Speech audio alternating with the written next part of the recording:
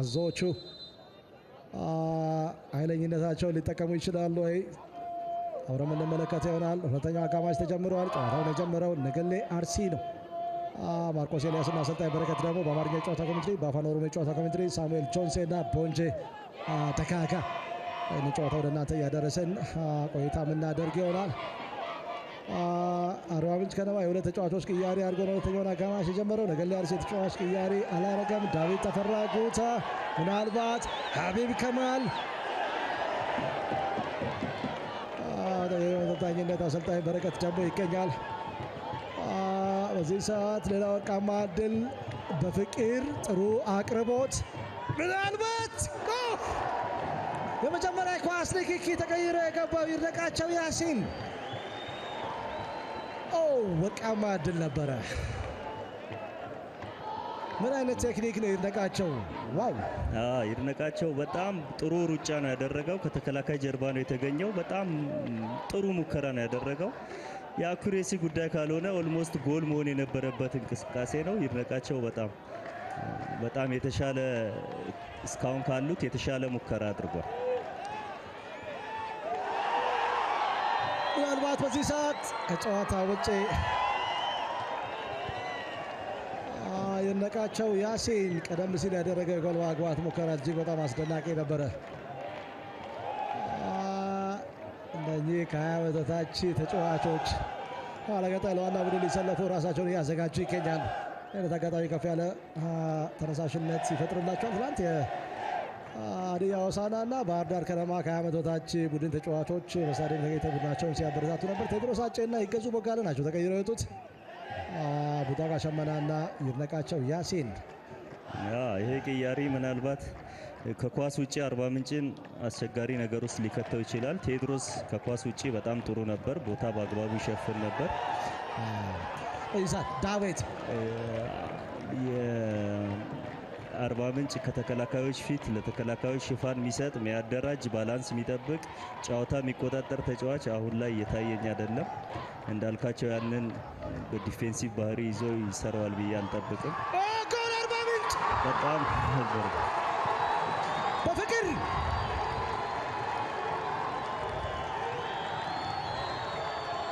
በፍቅር ግዛቸው አርባ ምንጭ ከነማን ወደ ጨዋታ ፈጥኖ መልሷል። የደስታ አገላለጽ ሁሉንም ነገር ሊነግረን ይችላል።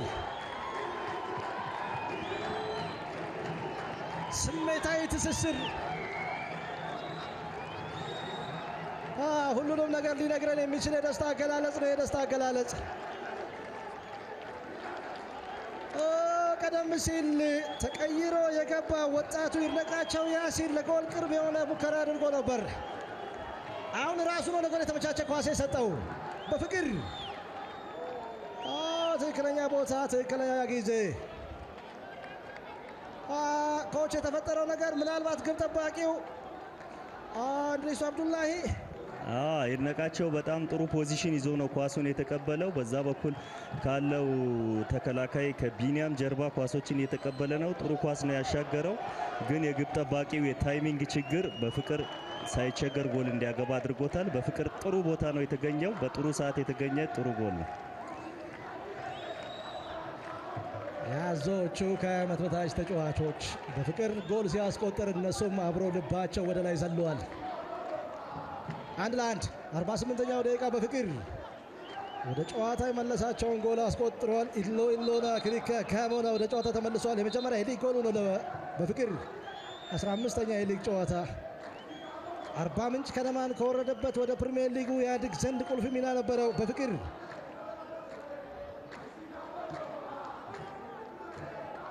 የማዕዘን ምት ይህን አጋጣሚ ሊጠቀሙ ይችላሉ። በድጋሚ መሪ መሆን የሚችሉበትን እድል አግኝተዋል ሲሆን በዚህ ሰዓት ስህተትን አልፈጸመም። ከራሱ ሜዳ ክፍል ላይ ፓንች አድርጎ አውጥተዋል። ዳዊት ተፈራ ኩታ ትልቅ እፎይታ ይመስላል። ጽዮን መርድን እንደዚሁ ደግሞ ለአርባ ምንጭ ከነማ የበፍቅር ጎል ከረፍት መልስ በጥሩ ሰዓት ነው የተገኘው። ከዚህ በኋላ 1-1 ሆነው በተረጋጋ መንፈስ መጫወት ይችላሉ። ሁለቱም እኩል 50-50 የማሸነፍ እድል ይዘው መጫወት ስለሚችሉ በጥሩ ሰዓት የተገኘ ጥሩ ጎል ነው። ጸጋ በራ ከተከላካይ ጀርባ የሚጣል ኳስ በፍቅር ኳሱ ላይ መድረስ አልቻለም። እንድሪሱ አብዱላሂ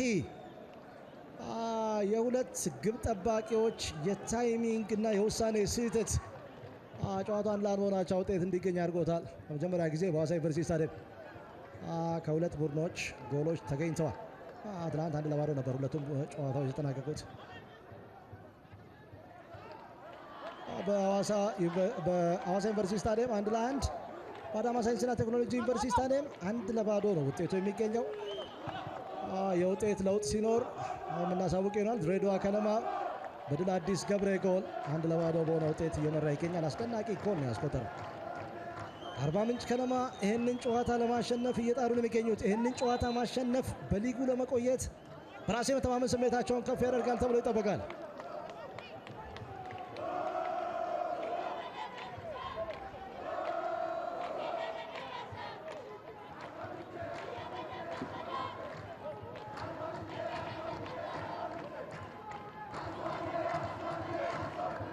የበለጠ አሁን ወደ ማጥቃት እንቅስቃሴ ተሻግሯል። ነገሌ አርሲ ሁለተኛው አጋማሽ 5 ደቂቃዎች አልፈዋል።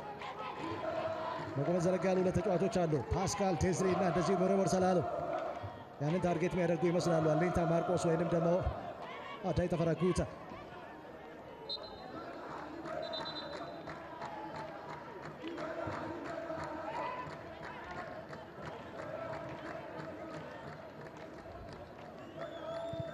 ዳዊት ምናልባት ጽዮን መሪድ የታይሚንግ ስህተት በድጋሚ ኮች ጽዮን ይበልጥ መረጋጋት ይጠበቅበታል። እንደዚህ አይነት የቆሙ ኳሶችን ቅድሚያ ወስዶ መያዝ ይጠበቅበታል። አለበለዚያም ፓንች አድርጎ ማውጣት ይችላል። ግብ ጠባቂዎች የራሳቸው ኤሪያ ውስጥ ብዙ ነፃነት ስላላቸው ከዳኛም ሽፋን ስለሚደረግባቸው ይህንን የመከላከል ሂደት በጥብቅ መምራት ይጠበቅበታል። ወዲህ የመጀመሪያው 1 ሰዓት ወይም 60 ደቂቃ ሐዋሳ ከነማ የአቻነቱን ጎል አግኝተዋል። ሽመልስ በቀለ ከሄደው የጎሉ ባለቤት ግብ ጠባቂው ፍሬው ጌታሁን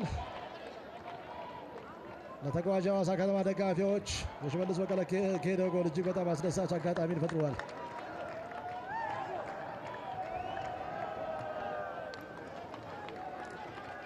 ሪሱ አብዱላሂ ዛሬ ግብ ጠባቂዎች ቀን አይደለም።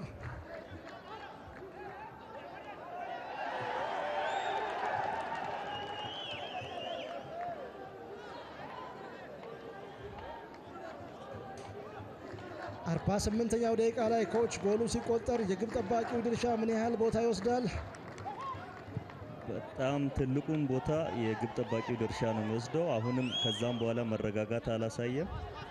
ግብ ጠባቂዎች ዛሬ እየተፈተኑ ያሉ ይመስለኛል በራሳቸው ስህተት።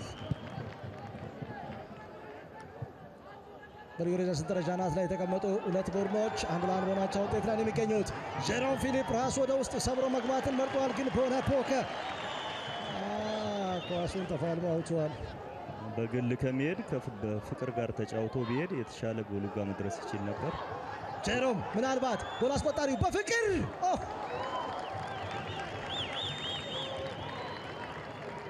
በፍቅር ጥሩ ኳስ ነው የተቀበለው ፖኬት ውስጥ፣ ግን የምት ቴክኒኩ ደካማ ነበር።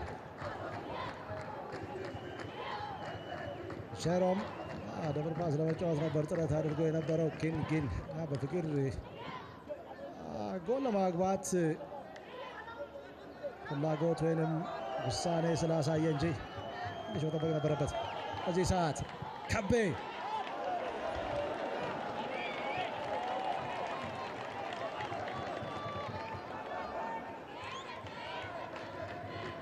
በውድድር ዓመቱ እጅግ በጣም ጥሩ ጊዜያትን እያሳለፈ ይገኛል። እዚህ ሜዳ ላይ መጀመሪያ ጎሉን ያስቆጠረው ከነገሌ አርሲ ጋር ከሸገር ከተማ ጋር በተከናወነ ጨዋታ እንደነበረ የሚታወስ ከቤ 5 ጎሎች ያስቆጥሯል። ከመስመር ላይ ተነስቶ ለሚጫወት ተጫዋች መጥፎ ሪከርድ ቢበላል ለሊጉ አዲስ ከመሆኑ ጋር ተገናኝቶ በጣም ጥሩ አጀማመር ያደረገ ተጫዋች እሱ ነው።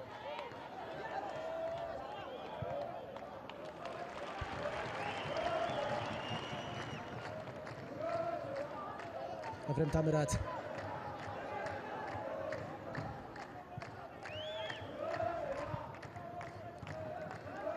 ዳዊት ከሁለት ተጫዋቾች ጀርባ ያን ቢሆን ግን ሀቢብ ከማል አካሉ አቲቦ ሸፍኖ ለማውጣት ያደረገው ጥረት ስኬታማ መሆን አልቻለም። ከብር ኤፍሬም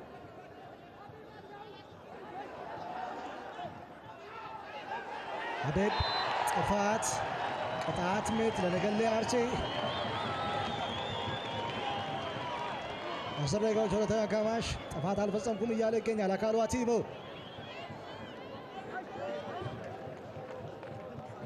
እኚህ ደጋፊዎች ደስታቸው የቆየው ሁለተኛው አጋማሽ 3 ደቂቃዎች ብቻ ነበረ።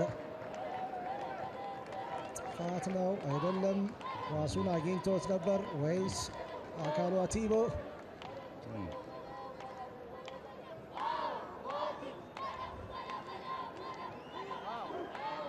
ጅማ አባጅፋር ተጫውተው አሳልፏል። ከዛ ነው ወደ 40 ነው የመጣው። ቦና ቦካ ሁለት የቅጣት ምት ስፔሻሊስት ተጫዋቾች ይታያሉ። ዳይ ተፈራ ጉታ ኦልሞስት ከዚህ አካባቢ መቻል ላይ ያስቆጠረውን ጎል አስታውሱ። በአዲስ አበባ ስታዲየም ከጨዋታው 30 ደቂቃ አስቀድሞ ግብ ጠባቂዎች የሚቆሙበት ቦታ ላይ አሸዋ ተደፍቶ ግብ ጠባቂው ታምር መለሰ ምንም ማድረግ አልቻለም። ሁለት ለመሪ ያለቀ ጨዋታ። ሀቢብ ከማል ምናልባት ግብ ጠባቂው ጽዮን መሬድ በትክክል ኳሱን መያዝ አልቻለም። ሮበርት ሰላለው አሁን ከደማ በድጋሚ እድለኛ ነው ኮች። ግብ ጠባቂዎች በሁለቱም በኩል መረጋጋት የታየባቸው አይደሉም። በጣም የኮንሰንትሬሽን ችግር ነው። ይሄ ጽዮን መሬት የነጠረ ኳስ ነው። ተረጋግቶ መያዝ ሲችል ትኩረት አለመስጠቱ ዋጋ አስከፍሎት ነበር። ለጥቂት ነው ያመለጠ። እጅግ በጣም ፈታኝ ኳስ ነው። ፊት ለፊቱን የነጠረው ምንም ሊያደርግ አልቻለም። ጽዮን መሬድ ኳሱን መያዝ ወይም ግብ ጠባቂዎች ብዙ ጊዜ በተከታታይ ማይሰለፉ ከሆነ አንዴ የገቡ አንዴ የሚወጡ ከሆነ በራስ መተማመናቸውን ያጣሉ። ለትናንሽ ስህተቶች ይዳረጋሉ። ከአንድ ስህተት በኋላ ራሳቸውን ቶሎ ወደ ጨዋታ ጌም ለመመለስ ይቸገራሉ። ጽዮን ላይ እሱን ነገር አይበታል። ብሩክ ባይሳ የኋላ ተከላካይ ስፍራ ተጫዋች ቢሆንም ወደ ማጥቃት እንቅስቃሴ ተሻግሯል። ሼሮን ፊሊፕ ኳሱ ላይ መድረስ ይችላል ወይ? ጋናዊ ከናይጄሪያ ጋናዊ ግብ ጠባቂ ጥሩ ቴክኒክን ተጠቅመዋል። ግን ኳሱን አድርጎ ከማውጣቱ ውጪ ምናልባት እዛው ደገፍ አድርጎ መጀመሪያ ማውጣት ቢችል አንዱ አማራጭ ነበር። ግን ኳሱ ብዙም አራቀም።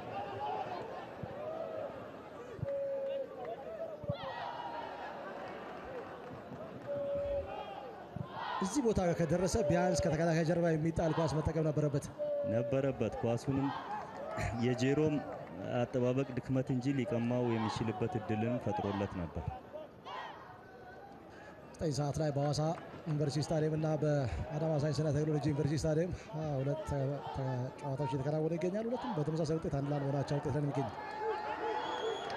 ጎል አስቆጣሪው በፍቂር ከጉዳት ነፃ ሲሆን ምንም ነገር ማድረግ ይችላል። በፍቂር ያን ቢሆን ግን ኳስ ተደርቦ ተመልሷል። አካሉ አቲቦ ኤፍሬም ታምራት ታታሪ መስመር ተከላካይ ኤፍሬም ጥሩ ዴሊቨሪ ምናልባት ሮበርት ሰላሎ ኳሱን አወጣ። ታርጌት አድርጎ የነበረው ሼሮን ፊሊፕን ነበረ። ኤፍሬም ታምራት የሀዲያ የመከላከል ስትራቴጂ በተወሰነ መንገድ ክፍተቶችን እየፈጠረ ነው። በተለይ በቦና በኩል ነገሌ አርሲ በቦናና በዲዜር መካከል ክፍተቶች ይታያሉ። እዚህ ሰዓት ምናልባት በመሃል ሾልኮ ሊገባ ነበረ። ይርነቃቸው ያሲን በቅጽል ስሙ ጂሚ እየተባለ ነው የሚጠራው። ከህንድ ፊልም ጋር የተያያዘ ጌታነህ ከበደን አርአያ አድርጎ ያደገ እንደርሱ መሆን የሚፈልግ ተጫዋች ነው። ወጣቱ አጥቂ 02 ቀበሌ አርባ ምንጭ ሲቀላ ተወልዶ ያደገ ተጫዋች ደጉ ደበበን ያፈራ ቦታ ነው። ሲቀላ ስታዲየሙ ተገኝቶ ጨዋታውን እየተከታተለ ይገኛል። ደጉ ደበበ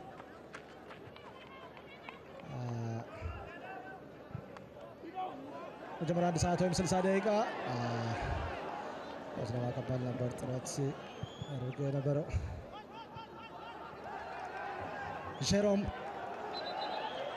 ቀድሞ ኳስ ወደ ውጭ ወጥቷል። ግን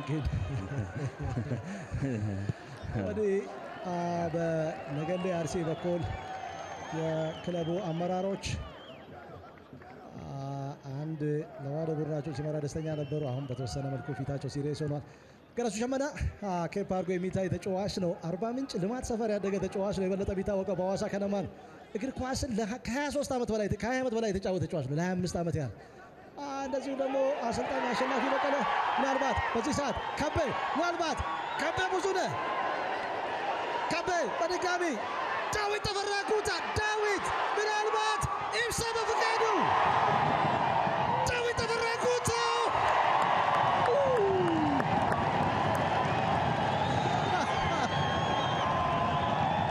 አሁን ትኩረቱን አላጣም። ጽዮን መሬድ የበለጠ ስቴፕ አፕ አድርገዋል። ሀቢብ ከማል ዳዊት ዘሩባቤል ጨዋታ ምን አይነት ጨዋታ ነው?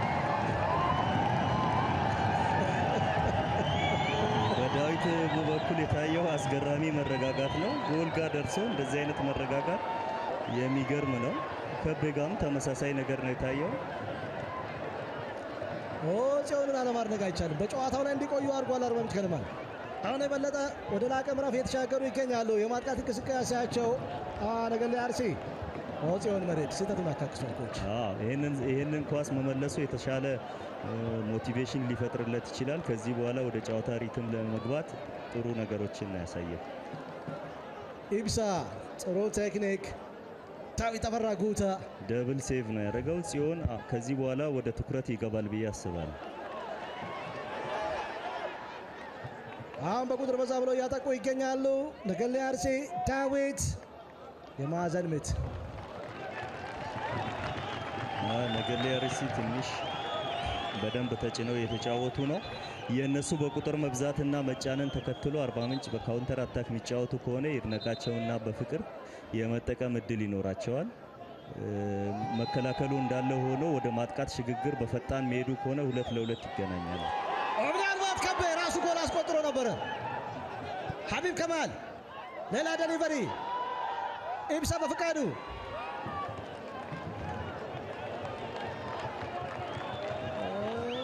ከቤ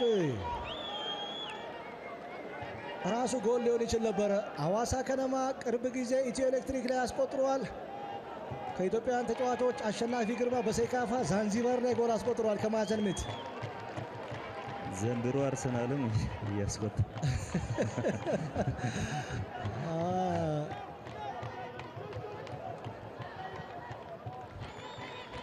የበፍቅር ጎል የበለጠ አነሳስተዋቸዋል። ነገሌ አርሲን ትንሽ የነዳጅ መስጫ ፔዳል እግራቸውን ከፔዳሉ ላይ ያነሱ ይመስላሉ።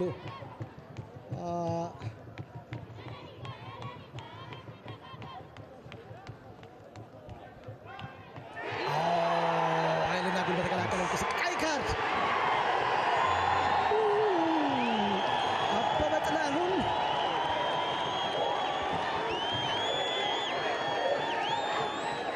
የቡድኑ አምበል አበበ ጥላሁን በቀይ ካርድ ከሜዳ ወጥቷል። አሸናፊ ፊዳ በአዳማ ከነማው ጨዋታ በቀይ ካርድ መውጣቱ የሚታወስ ነው። ማይጠቅም ቦታ ላይ ነው ጥፋቱን የፈጸመው አበበ።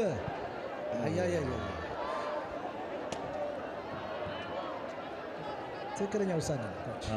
ትክክለኛ ውሳኔ ነው። በጣም ከልክ ያለፈ ኃይል ነው የተጠቀመው። ከፍ አድርጓል እግሩን። ምናልባት ኳሱ ቢያልፍ የተሻለ ነበር። አሁን 63ኛ ደቂቃ ላይ ነው። ከዚህ በኋላ ቢያንስ 30 ደቂቃ አለ። ኳሱ ጎል የመሆን እድሉ ጠባብ ነው መሀል ሜዳ ላይ ስለሚገኝ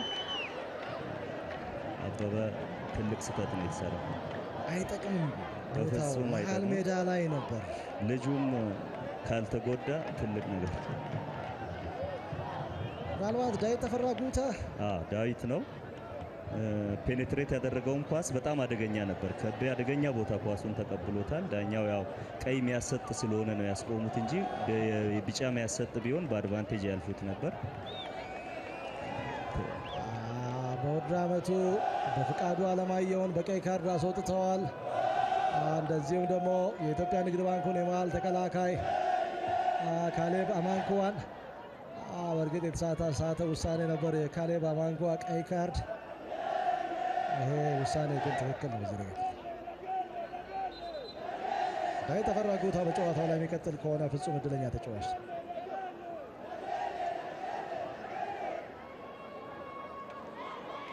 ቀደም ሲል የነበረ የጎል ማግባት ሙከራ ዳዊት ኢብሳ በፍቃዱ ጽዮን ታደጋቸው በድጋሚ ዳዊት ሌላ ደብል ሴቭ ግን እድለ ቢስ ተጫዋች ነው ዳዊት ተፈራ ጉታ። ኮች የሚቀጥል አይመስል ከባድ ፋውል ነው። ጉልበቱ ላይ አካባቢ ነው። የጉልበቱ የውስጠኛው ክፍል ይመስላል። ዳዊት ብዙ ጊዜ እንደዚህ አይነት ፋውሎችን ያመልጣል። ዛሬ ግን ተገኝቷል። የኦቤን የቀጥታ ስርጭትን በቀጥታ የሚከታተሉ የስፖርት ቤተሰቦች ናቸው። በሐዋሳ ዩኒቨርሲቲ ስታዲየም በቁጥር በዛ ብለዋል የዲአርሲ ደጋፊዎች። በጥላሁ አይነት ይቅርታ የሚያሰጥ አይደለም። ቀይ ካርድ ነው። ያንን ተከትሎ አርባ ምንጭ ከነማ በቀጣይ በሚያደርጋቸው ጨዋታዎች የማይሰለፍ ይሆናል። በዚህ ረገድ የአርባ ምንጭ ቀጣይ ተጋጣሚዎች ባህር ዳር ከነማ፣ ኢትዮ ኤሌክትሪክ፣ አዳማ ከነማና ኢትዮጵያ መድን ናቸው።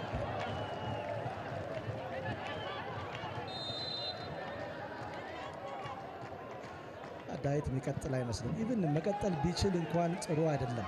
ምናልባት በዚህ ሰዓት በቀል አርሲ ጎል የሚያስቆጥር ይመስላል። ዘሩባቤል ሮበርት ሰላሮ ነው ቀደም ሲል በጭንቅላት የገጨው። የባሰ በቁጥር አንሰዋል። በጎ ዜና በፍቅር ግዛቸው ጎል ማስቆጥሯል መሆኑ ነው። ኮች አርባ ምንጭ ከነማ በድጋሚ ይገኛል። በጣም ጫን ብለው እየተጫወቱ ነው። ቦክስ ውስጥ በስተዋል። የቆመ ኳሶችን እየተጠቀሙ ነው። ሁሉንም የማጥቂያ መንገዶች እየተጠቀመ ነው ነገሌ አርሲ። መረጋጋትና ጨዋታውን ወደ ራሳቸው ማምጣት ከአርባ ምንጭ ይጠበቃል። አርባ ምንጭ ከነማ ምን ማድረግ አለበት? ነገሌ አርሲ ምን ማድረግ አለበት? አርባ ምንጭ ያው በቁጥርም ስላነሰ የተከላካይ መስመሩን በደንብ አደራጅቶ መሀል ላይ ፖሰስ እያደረገ ኳሱን በፖሴሽን ውስጥ በማቆየት የሚፈጠሩ ክፍት ቦታዎችን መፈለግ ይጠበቅበታል። አርሲ ነገሌ የቁጥር ብልጫ ስላለው በደንብ በስተው ነው የሚመጡት። እነሱ የሚለቁትን ክፍተቶች መጠቀም ደግሞ ይጠበቃል ከአርባ ምንጭ። ዳዊት ተፈራ ጉታ ተመልሷል ወደ ሜዳ። እንዴት ነው? በጣም እድለኛ ነው። እድለኛ ይመከራልስ ወይ? በዚህ ደረጃ ትንሽ ጠንከር ያለ ጥፋት የተፈጸመበት ተጫዋች በድጋሚ እንዲገባ ማድረግ የሕክምና ባለሙያዎች ውሳኔ እንዳለ ሆኖ ሀቢብ ቦና ቦካ በተደጋጋሚ የሚገኝበት የሜዳ ክፍል አይደለም። ነገር ግን አሁን ኒሜሪካል አድቫንቴጅ ለመጠቀም ነው እየጣሩ የሚገኙት። ጨዋታውን ዋን ዌይ ትራፊክ አድርገው ለመጫወት እየጣሩ ይገኛሉ። ከቤ አርባ ምንጭ ከነማ ጫናው የበረታ ፈተና ነው እየተሰጣቸው የሚገኘው። ቦና ቦካ፣ ዳዊት ተፈራ ጉታ፣ ዳዊት በመስመሮች መካከል ምናልባት አርባ ምንጭ ከነማ ምን ያህል ደቂቃ ነው በዚህ አይነት መልኩ ሊቀጥሉት? ምናልባት አበበ ጥላውን በሜዳ ውስጥ ቆይተው ቢሆን ኖሮ ሁለተኛ ጎል የማስቆጠር እድል ነበራቸው። አሁን ግን እጅግ በጣም ከባድ ነው።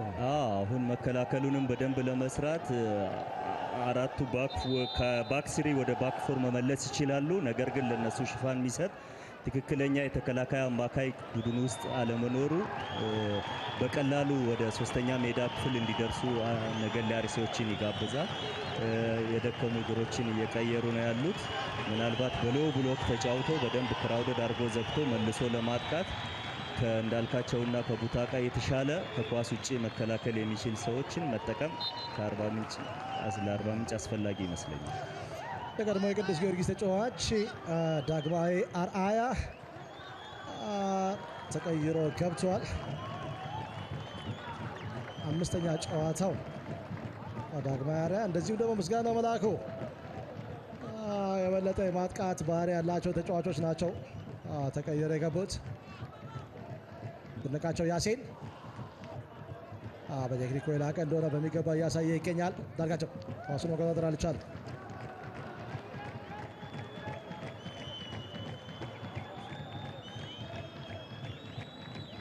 ኢብሳ በፍቃዱ ተቀይሮ ከወጡ ተጫዋቾች መካከል አንደኛው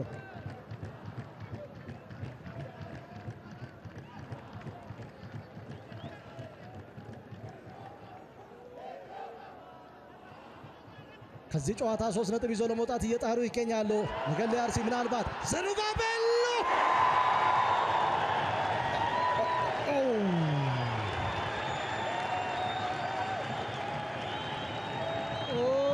ምን አይነት የጎል ማግባት ሙከራ ነው!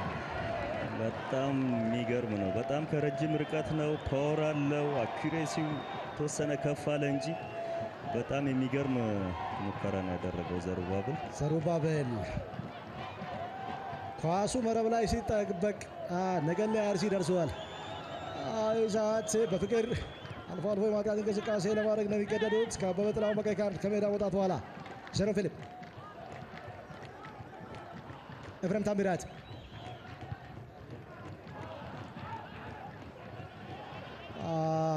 መጀመሪያ ኳስ ንክኪ ያደረግ ነበረ። ዳግማዊ አራያ እንዳልካቸው የበለጠ የጨዋታውን ቴምፖ ተቆጣጥሮ የመጫወት ኃላፊነት ያለበት ተጫዋች አሰሎች ወጥቷል።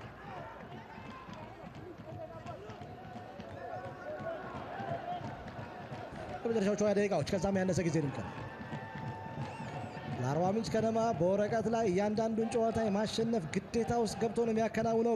ግን ከዚህ ጨዋታ 1 ነጥብ ይዞ ቢወጣ ለምን 1 ነጥብ ብቻ ይዛችሁ ወጣችሁ ብሎ የሚጠይቅ ደጋፊ አይኖርም። ቅጣት ምት አግኝተዋል። ለአርባ ምንጭ ከነማ እንደዚህ አይነት አጋጣሚዎች ናቸው ሊያግዟቸው የሚችሉት። ታምራት እያሱ በሌለበት ሌሎች ተጫዋቾች ኃላፊነት ሊሰማቸው ይገባል። ታምራት እያሱ ትናንትና የመጀመሪያ ጎሉን አስቆጥሯል። 8ኛ የሊግ ጎሉ ሆኗል። ኢትዮጵያ ንግድ ባንክ ላይ ያስቆጠረው ጎል ከአዲስ ግዳይና ከአቤል ያለው ጋር እኩል 8 ጎሎችን እንዲያስቆጥር አድርጎታል። ሪሱ አብዱላሂ ሜትር ከ89 የሚረዝመው ጋና የግብ ጠባቂ ሜዳ ሲያገኙ ተጫዋቾቻችን እንዴት አይነት እግር ኳስን ሊጫወቱ እንደሚችሉ በሚገባ እያሳዩ ይገኛሉ። እንዳልካቸው የቅጣት ምት ስፔሻሊስት ከሚባሉ ተጫዋቾች መካከል አንደኛ ነው። የሙሉዓለም መስፍን ዴኮ ታናሽ ወንድም ልክ ደርሶ 20 ቁጥር ማሊያ ነው የሚለብሰው። ሻጋሪ ኳስ የማዕዘን ምት ወይስ የመልስ ምት? አርባ ምንጭ ከነማ የሁለት ተጫዋቾች ቅያሬ ሊያደርግ እዚህ ላይ ይገኛል። የህዋሳት እረፍት ነው።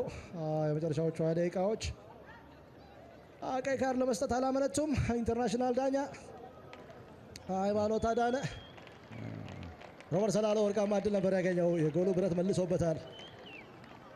አርባ ምንጭ አሁን በደንብ መረጋጋት ይጠበቅባቸዋል። ይሄ ወተር ብሬክ የተወሰነ ዲስከስ እንዲያደርጉ እድል ይሰጣቸዋል። የተጫዋች ቅያሬም ሊያደርጉ ነው።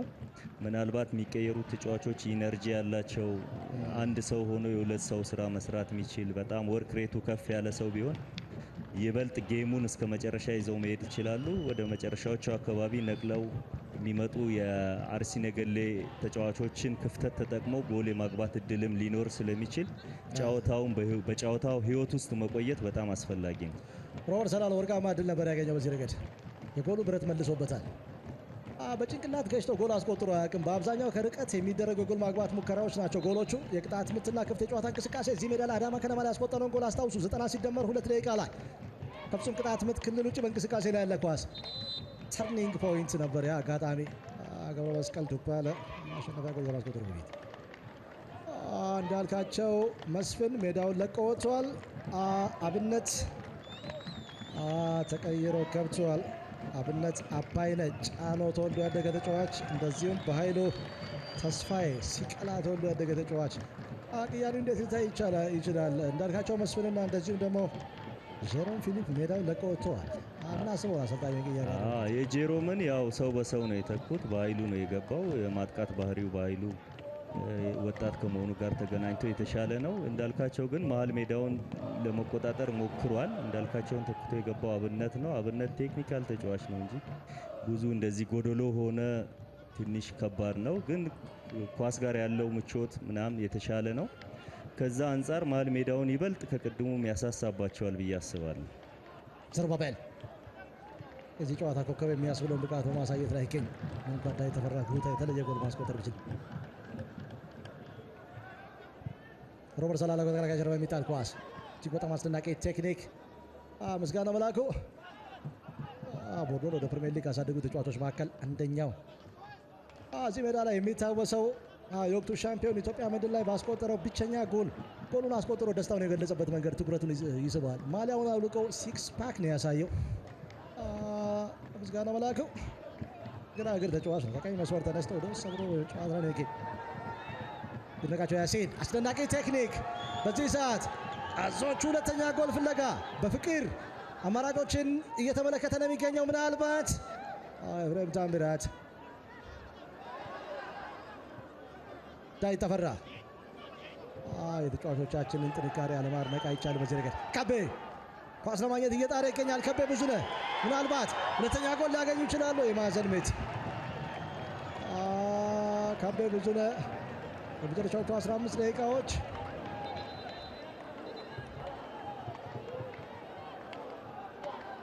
ቀደም ሲል ጥፋት ከቤ ፈጽሟል የሚል ስሜት ወይስ የማዕዘን ምት? ነገሌ አርሲ ሁለተኛ ጎል ፍለጋ። ይሄ ጨዋታ በዚህ ውጤት የመጠናቀቅ ዕድል አለው ወይ? ነገሌ አርሲ ግን ጎል የሚያስቆጥር ይመስላል። ዳዊት ተፈራ ምናልባት ዳዊት ተፈራ ጉታ ምናልባት ከጨዋታ ውጭ የቄንጥ ጎል ሊያስቆጥር ነበር። ሮበርት ሰላሎ ሮቦት ከጎል ጋር ያለው ደመነፍስ በሁሉም እግሩ በጭንቅላቱም አልነበረም ወይስ መጀመሪያ ተነክቷል? ዳግማዊ ኳሱን ያገኘው ይመስላል። ሮበርት ሰላሎ በውድድር ዓመቱ 3 ጎሎች አሉት። ሶስቱም እጅግ በጣም አስደናቂ ጎሎች ናቸው። ሸገር ከተማ ላይ ያስቆጠረውን ጎል አስታውሶ ከዛ ውጪ ሌሎች ተጨማሪ ጎሎች ነበሩት። መቀሌ ሰባ እንደርታ ላይ ያስቆጠረው የቅጣት ምት ጎል፣ በዚሁም አዳማ ከነማ ላይ በዚህ ሰዓት ሌላ ማጥቃት እንቅስቃሴ ጥሩ ዴሊቨሪ ራስ ወደ ውጭ ወጥቷል። እረፍት የለሽ እንቅስቃሴ ነው ያለ ጥርጥር። የሮጡት ኪሎ ሜትር ቢለካ በ90 ደቂቃ ውስጥ ከ10 ኪሎ ሜትር በላይ ይሆናል እያንዳንዱ ተጫዋች። ስፔሻሊ መሀል ሜዳ ላይ ያሉት ከዛም በላይ ይሆናል ተብሎ ይታሰባል። ኢንተርናሽናል ዳኛ ሃይማኖት አዳነ እንደ ነብር ነው የተቆጡት። ሰዓት አባክናል በሚል ይመስላል። ግን በጽዮን መርድ በኩል ስሜት የሚሰጥ ይመስላል። ምክንያቱም ቡድኑ ጫና እየበረታበት ነው። ጨዋታውን መቆጣጠሪያ መንገድ አንዱ ነው። እሳቸውም ገብቷቸዋል። እባብ ለእባብ ይታያል፣ ካብ ለካብ አይነት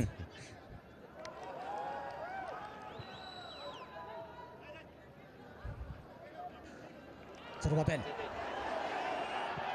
እጅግ በጣም አስደናቂ ቴክኒክ። ምናልባት ዳግማዊ አራያ ኳሱ ላይ ደርስ ይችላል። የቀድሞ የቅዱስ ጊዮርጊስ ተጫዋች ከቡድኑ ጋር 2 የሊግ ዋንጫ አሳክቷል፣ 2014 እና 2015። አሁን ሜዳ ላይ ኮች በቁጥር በዛ ያሉ ወጣት ተጫዋቾች ናቸው ያሉት። ለዛ ነው የጨዋታውን ቴምፖ እጅግ በጣም ከፍ ባለ ፍጥነት እየተጓዘ የሚገኝ። በጣም ወጣቶች ነው ሜዳ ላይ የሚገኙት። የአርባ ምንጭ ተጫዋቾች በተለይ ከፊት ያሉት በፍቅር በኃይሉ ይድነቃቸው፣ አብነት በጣም ወጣቶች ናቸው። ብዙ መሮጥ ይችላሉ። በአርሲ ነገሌም በኩል እነ ዘሩባብል ወጣቶች ናቸው፣ በደንብ መሮጥ ይችላሉ። እነ ከቤና ጨዋታው ኢንቴንሲቲውን ሳይቀንስ የሄደው አንዱ መገለጫው ይሄ ሊሆን ይችላል። በኃይሉ ተስፋዬ ተቀይሮ ገብቷል። ኤፍሬም ታምራት የበለጠ በጥልቀት ወደ ተመለሰው መከላከል ላይ ይገኝ። ይድነቃቸው ያሲን ቀይሮ ከገቡ ተጫዋቾች መካከል አብነት አባይነ ኳስ ተነጥቋል። ለከቤ ማሰቢያ ጊዜ እና ቦታ ያለመስጠት ጉዳይ ነው በአርባ ምንጭ ከነማ በኩል። እጅ የማዕዘን የመልስ ውሎራ ብለዋል። ዘሩባቤል ዳዊት የዚህ ጨዋታ የትኩረት ማዕከል ነው። ዳዊት ተፈራ ጉታ ጎል አስቆጥሯል። ለቀይ ካርድ ምክንያት ሆኗል። አበበ ጥላሁን በመስመሮች መካከል ዘሩባቤል በፍጹም ቅጣት ምት ክልል ውስጥ አጠገቡ ብሩክ ባይሳ ይገኛል። በበለጠ በሎ ብሎክ ነው የተከላከሉ የሚገኙት ቢጫ ለባሾቹ። ዋን ዌይ ትራፊክ አድርገውታል። ነገሌ አርሲ ከቤ ዳዊት በፍቅር በጥልቀት ወደ ተመልሶ በጨዋታ ላይ የሚገኝ ኤፍሬም ታምራት ቀጥተኛ የማጥቃት እንቅስቃሴ ጥሩ ቴክኒክ በፍቅር ሁለተኛ ጎል ፍለጋ አርባ ምንጭ ከነማ ይነቃቸው ያሲን ነው። ጥሩ ቴክኒክ ነበር ግን ትንሽ ራቀ ይመስለኝ። ይነቃቸው ያሲን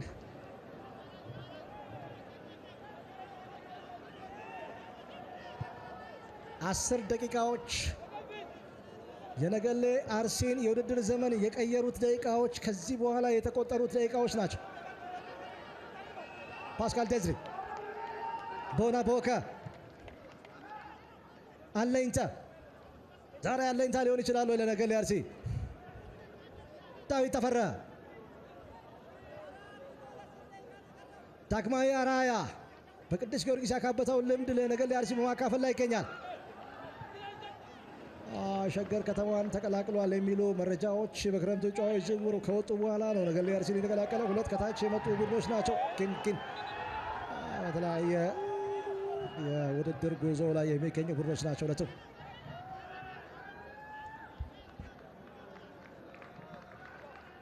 ነገሌ አርሲ የተጫዋች ቅያሬ ሊያደርግ በዝግጅት ላይ ይገኛሉ።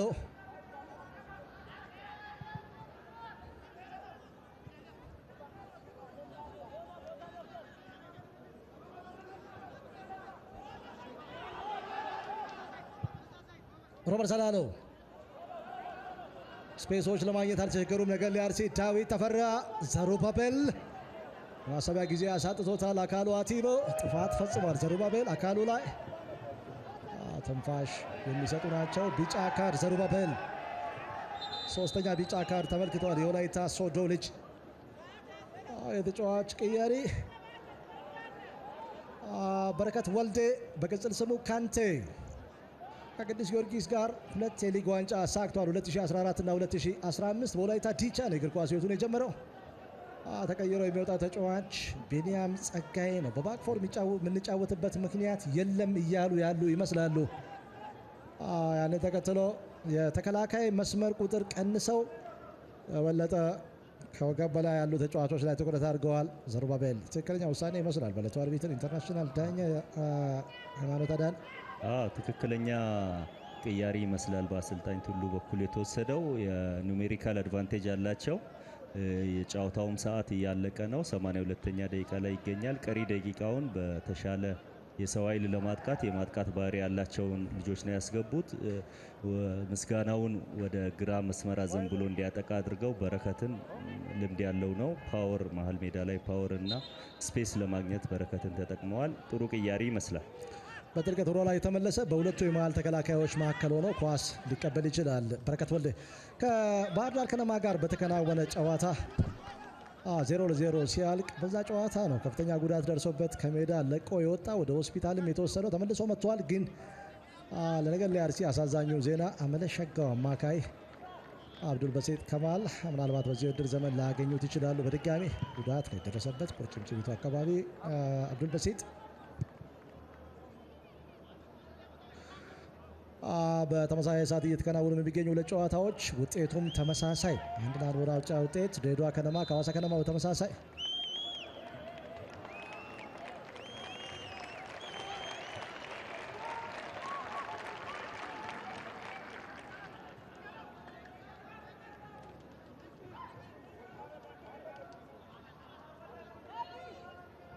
ሀያ 28ኛ ግንኙነት ሐዋሳ ከነማ 11 ድል ድሬዳዋ ከነማ 7 ድል 2001 ጀምሮ ሌላ አቻ ውጤት ሊመዘገብ ይችላሉ። ትኩረትን ይስባል። በረከት ወልዴ ልምዱን በአግባቡ የጠቀመ የሚገኝ ተጫዋች አማካይ ቦታ ላይ ለኢትዮጵያ ብሔራዊ ቡድን ሳይቀር የመጀመሪያ ተመራጭ ነው። በረከት ወላጅ አባቱ ጭምር እግር ኳስን ይጫወት እንደነበር ያበረታቱት እንደነበር ይታወቃል። ዳዊት ተፈራ አንድ ልዩነት የሚፈጥር አጋጣሚ ምናልባት ዘሩባቤል ብዙም ኳሱን ማዘግየት አልመረጠም። ጽዮን መሬድ እግር ኳስን ከሚወዱ አባት ነው የተወለደው። ጽዮን ምናልባት ዳግማዊ ይድነቃቸው ያሲን ጥፋት ቅጣት ምት ይድነቃቸው አላስፈላጊ ኳስ ይዞ እንደዚህ አይነት ኳስ ጎዶሎ ሆነ የሰው ቁጥር አንሶብህ በሎ ብሎክ የምትከላከል ከሆነ የዛ ሴፍቲ ኤሪያ ላይ ጥፋት አለመስራት አንዱ ነገር ነው። ምክንያቱም የጎል ምንጮች የቆሙ ኳስ ሊሆኑ ስለሚችሉ እነሱን አቮይድ ለማድረግ በደንብ ጥንቃቄ ያለው እንቅስቃሴ ማድረግ ይጠበቃል። ይድነቃቸው ከርለስ ፋውል መስራቱ ጥሩ አይደለም። በረዳት ዳኛው ታግዘው ነው ኢንተርናሽናል ዳኛ ሃይማኖት አዳነ ይህን ውሳኔ ያሳለፉት። የግራ እግር ተጫዋች የሚመታው ከሆነ አሁን ጽዮን እያስደረበ በሚገኝበት አካባቢ ሊመታ ይችላል። መቻልና እንደዚሁም ደግሞ ኢትዮጵያ ንግድ ባንክ ላይ ሁለት አስደናቂ ጎሎችን በቅደም ተከተል አዲስ አበባ ስታዲየምና በአዳማ ሳይንስና ቴክኖሎጂ ዩኒቨርሲቲ ስታዲየም ያስቆጠሩ ተጫዋቾች ናቸው ሁለቱም። ዳዊት ተፈራ ጉታ ምናልባት ጽዮን መድን ሜዳ ላይ ወድቀዋል። የዕለቱ አርቢትር ጨዋታውን ማስቆም ይኖርባቸዋል ወይስ ጽዮን ለግብ ጠባቂዎች ቀላል አጋጣሚ አይደለም ይሄ። ጽዮን የመጀመሪያ አካባቢ የሰራውን ስህተቶች አሁን አርሞ በጥሩ ጌሙን በሚገባ እየተከታተለ ነው ያለው። እንደዚህ አይነት የቆሙ ኳሶች ላይ ቅድሚያ መውሰድ ይጠበቅበታል። አሁን ጌም ማኔጅመንቱም ጨዋታ ውስጥ ያለ ይመስላል። ጽዮን ሰከንድ 45 ጥሩ እየተንቀሳቀሰ ነው። ጸጋዬ አበራና አካሉ አትሞ ዳኛውን እያናገሩ ይገኛሉ።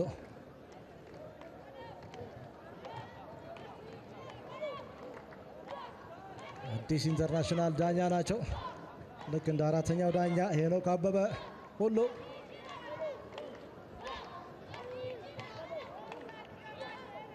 ነገሌ አርሲ ደጋፊዎች፣ የአርባ ምንጭ ከነማ ደጋፊዎች ከ20 ዓመት በታች በረከት ወልዴ ከታች ካደጉ ተጫዋቾች መካከል አንደኛው ነው። ውብሸት ወልዴ ታናሽ ወንድሙ በወላይታ ዲቻ፣ ሌላም ታናሽ ወንድም አለው። ሶስት ወንድማማቾች ከቤተሰቡ ተገኝተዋል። የወላጅ አባታቸው ድጋፍ እጅግ በጣም ከፍ ያለ ነው። በዚህ ረገድ በትምህርቱም ጎበዝ ተማሪ ነበር በረከት ወልዴ። ታታሪ አማካይ ዳዊት ተፈራ ጉታ የሆነ ነገር ምንድነው ኮች እዚህ ሰዓት በተለይ ኢብሳ በፍቃዱ ስህተቱን አርመዋል። ግብ ጠባቂው ሲሆን ዳዊት እንደዚህ አይነት ኤሪያ ላይ የኛ ሀገር ተጫዋቾች ተቻኩለው ነው ውሳኔዎች የሚወስኑት። እሱ ግን እጅግ በጣም ተረጋግቶ ለተሻለ ሰው ነው የሰጠው። የሚገርም የአይምሮ ጥበብ ነው የተጠቀመው።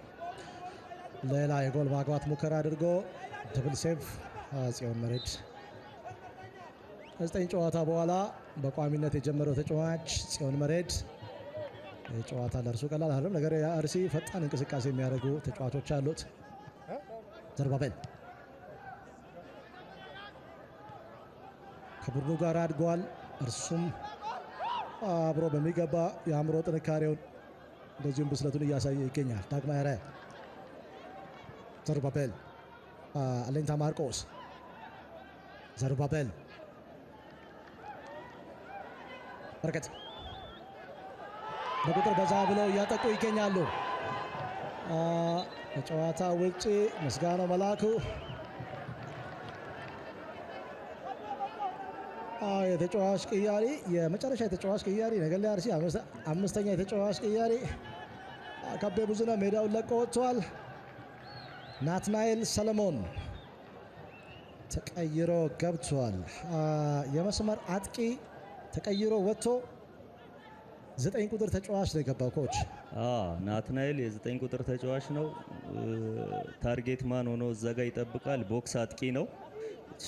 ሽርፍራፊ ኳሶችን ለመጠቀም ይሞክራል። ፖዚሽናል ነው እና ከናትናኤል ያጨራረስ ጋር ተገናኝቶ ከቤን ስፔሱን መጠቀም ስላልቻለ ናትናኤልን ተጠቅሟል። ናትናኤል ምናልባት ሁለተኛ ኳስ ልክ ዳግማዊ አራያ ሁለቱም በክረምት ተጫዋቾች ዝውውር ነው ነገሌ አርሲን የተቀላቀሉት። አርባ ምንጭ ከነማ በዚህ ሰዓት ይድነቃቸው ያሲን ስፔስ እንዳለ ከግምት ውስጥ በማስገባት ፈጣን ሩጫ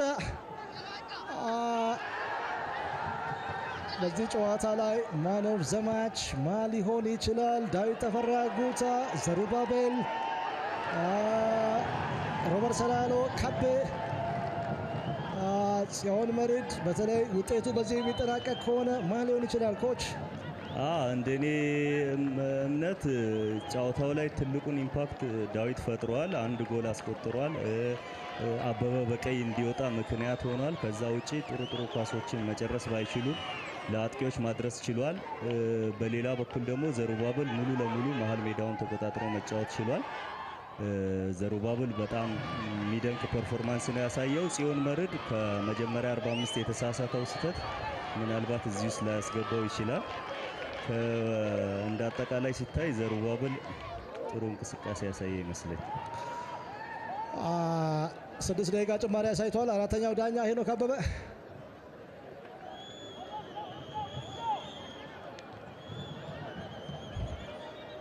እነኚህ 6 ደቂቃዎች ነገሌ አርሲ በተለይ ከአዳማ ከነማ ጋር በተከናወነ ጨዋታ 92ኛውና 95ኛው ደቂቃ ከመመራት ተነስተው 2-1 ያሸነፉባቸውን ጎሎች ያስቆጠሩበት ሰዓት እንደነበር የሚታወስ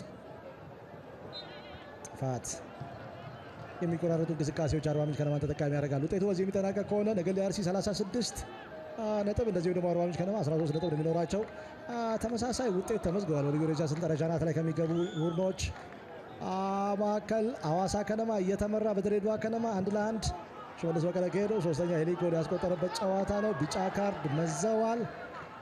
ምናልባት ሰዓት ከማባከን ጋር ተያይዞ ሊነሳ ይችላል። ለጽዮን መርድ ወይስ ለአካሉ አቲቦ?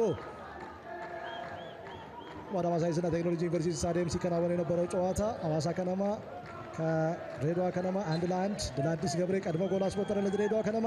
ሽመልስ በቀለ ከሄደው ያቻነቱን ጎል ለሐዋሳ ከነማ አስቆጠረ። ሐዋሳ ከነማ 36። ይህ ውጤት በዚህ የሚጠናቀቅ ከሆነ ነገሌ አርሲ በተመሳሳይ 36። 12 ሰዓት ላይ ሲዳማ ቡና ከወልዋሎ ዓዲግራት ዩኒቨርሲቲ ጋር አጋጣሚ ሊጠቀም ይችላል። ወልዋሎ ዓዲግራት ዩኒቨርሲቲ በተመሳሳይ ላለመውረድ የሚጫወት ቡድን፣ ሲዳማ ቡና በአንጻሩ ለሻምፒዮንነት እየተፎካከረ ይገኛል።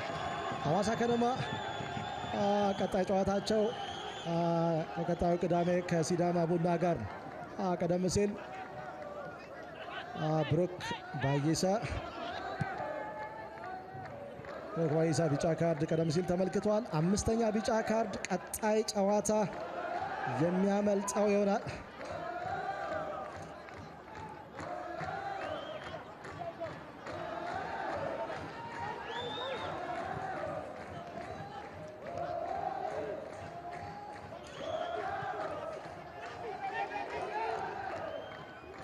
ብሩክ ባይሳ በቀጣይ ቡድኑ ከባህር ዳር ከነማ ጋር በሚያደርገው ጨዋታ አይሰለፍም 5ኛ ቢጫ ካርድ ከመሆኑ አንጻር። ነገሌ አርሲ ቀጣይ ተጋጣሚው ኢትዮጵያ ቡና ነው። ከዛ ቅዱስ ጊዮርጊስ፣ ባህር ዳር ከነማ እንደዚሁም ኢትዮ ኤሌክትሪክ እስከ 5ኛው ሳምንት እዚህ ይሄዳል። በረከት ወልዴ በመስመሮች መካከል ምስጋናው በፍጹም ቅጣት ምት ክልል ውስጥ ዳግማዊ ናትናኤል ሰለሞን ቢጫ ካርድ የፍጹም ቅጣት ምት ልታገኝ ሸውደሃል በሚል ኢንተርናሽናል ዳኛ ሃይማኖት አዳነ ቢጫ ካርድ አሳይተዋል። ተቀይሮ ለገባው ናትናኤል ሰለሞን 2ኛ ቢጫ ካርድ። የነገሌ አርሲ ደጋፊዎች ኮች ተስፋ ቆርጠው ወጡ ወይስ ጉቺ ሰጎኖቹ?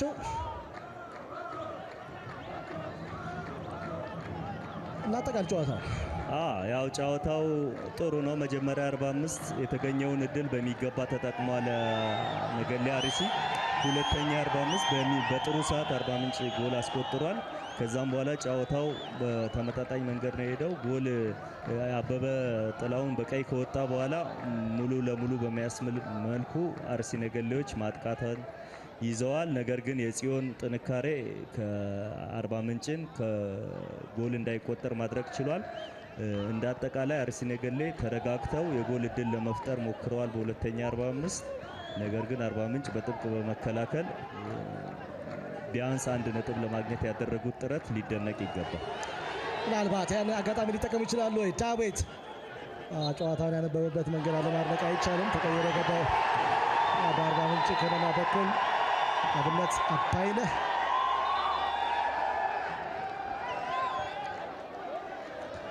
የተጫዋች ቅያሬ በአርባ ምንጭ ከነማ በኩል አሸናፊ ተገኝ ደጋጋ ተቀይሮ ገብተዋል። ጎል አስቆጣሪው በፍቅር ግዛቸው 48ኛው ደቂቃ ላይ ያስቆጠረው ጎል ቢያንስ ከሽንፈት እንዲታደጉ አድርጓቸዋል። በፍቅር አርባ ምንጭ ከነማ ደጋፊዎች በተለይ ከሱፐር ሊግ ወደ ፕሪሚየር ሊግ ሲያድጉ ሰራውን ታሪክ አይረሱም። የዚህን ተጫዋች ኦልሞስት በየጨዋታው ለማለት በሚያስደፍር መልኩ ጎሎችን ያስቆጥር ነበር። ተጽዕኖ ፈጣሪ ነበረ በፍቅር።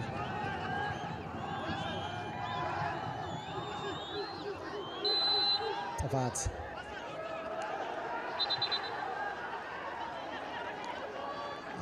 በዚህ ሰዓት ሮበርት ሰላሎ፣ ዴዝሪ ፓስካል ካሜሩን የተከላካይ ስራ ተጫዋች ሮበርት ሰላሎ፣ ምስጋና መላኩ ረጃጅም ኳሶች 40 ምንጭ ከተማ የበለጠ በቁጥር በዛ ብለው የተከላከሉ ይገኛሉ።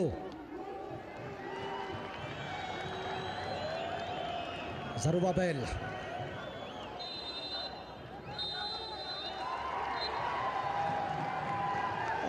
ጨዋታው መጠናቀቁን ኢንተርናሽናል ዳኛ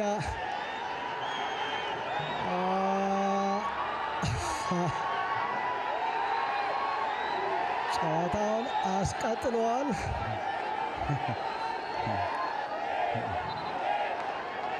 አሸብር ሰቦቃ አዲስ አበባ ስታዲየም ላይ ተመሳሳይ ነገር ገጥሟቸው ነበረ።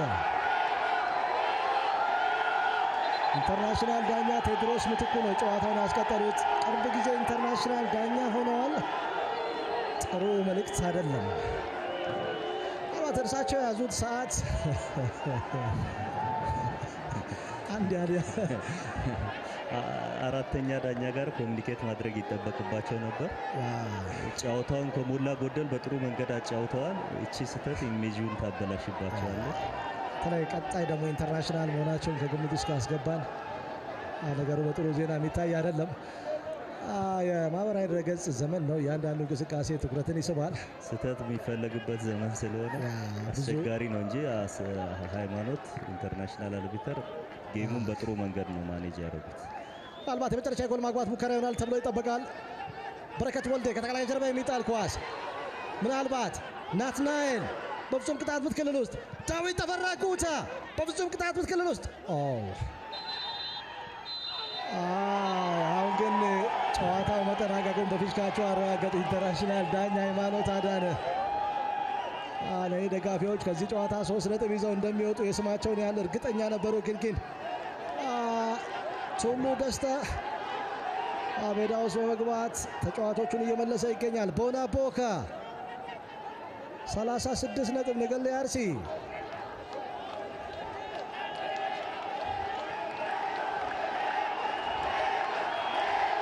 30 ሰከንዶች ብቻ ይቀሩ ነበረ። እርሳቸው ዳኛው ፊሽካቸውን ባሰሙበት ጊዜ ግን የአሰልጣኞች ቡድን አባላትን አለማድነቅ አይቻልም። የቡድን መሪውን ጌታነህ ታደሰ፣ ዋናውን አሰልጣኝ ቱሉ ደስታ፣ እንደዚሁም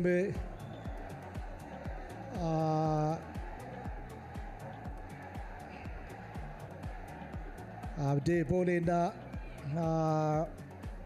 ኢሳቅ ረካሳ ግን በመጨረሻም ፊሽካቸውን አሰምተዋል። 18ኛው ደቂቃ ዳዊት ተፈራ ጉታ አስደናቂ ጎል አስቆጠረ። የጽዮን መሬድን ተከትሎ ከዛ በኋላ በፍቅር ግዛቸው 48ኛው ደቂቃ ላይ አርባ ምንጭን አቻ ያደረገ። ልክ እንደ መጀመሪያው ዙር ግንኙነታቸው ሁሉ ተመሳሳይ 1-1 በሆነ አቻ ውጤት ጨዋታው ተጠናቋል። የሙሉ ሰዓት ውጤት በሐዋሳ ዩኒቨርሲቲ ስታዲየም